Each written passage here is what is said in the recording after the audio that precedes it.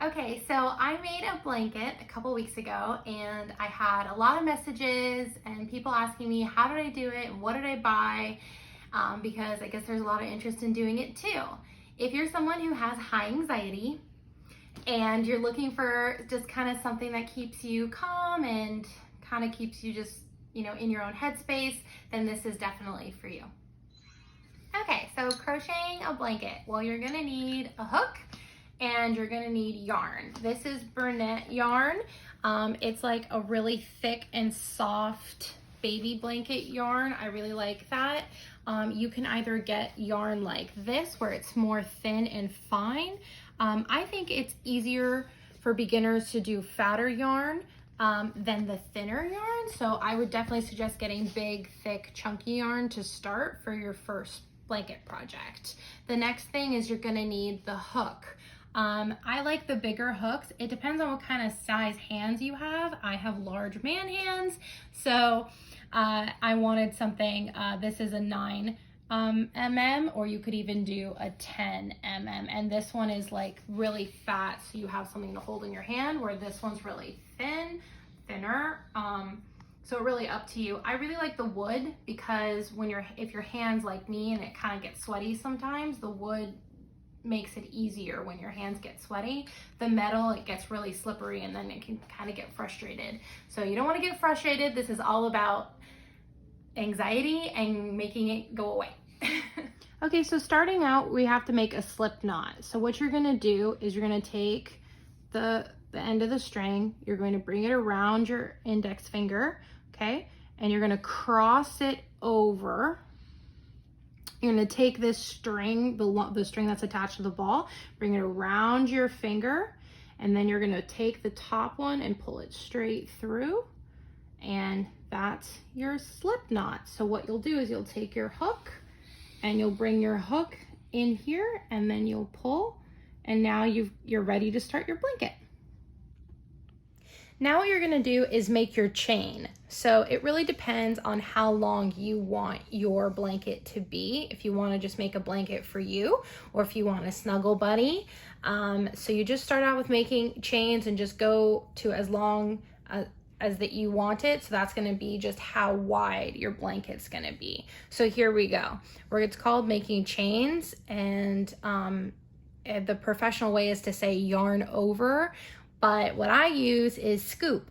So you hold the string that's attached to the ball, you hold it between these two fingers, you take your thumb and your ring finger and you hold this piece of string, take your hook, and you're going to scoop over and through the hole. Now when you're making your chain, that's all you do. Scoop through the hole, scoop through the hole. And you can kind of see I'm already starting to make my chain for how wide I want my blanket. Okay, so this is how long I'm making mine. This is how wide it's going to be. So it's definitely gonna be big enough for me and a snuggle buddy. So now that I'm happy with the length, I'm going to start actually making what's called my rib stitch. It's a great beginner's crocheting stitch, and it's easy to do. I feel like it's a lot faster. This pattern is not a rib stitch. This is definitely professional style. My Aunt Linda made this for me. So I'm not making it that fancy, but here we go. So now you're going to work back and actually start making the blanket. So you're gonna count your third link. So this is all counted as one link. This counts as a second link, and then your third link here.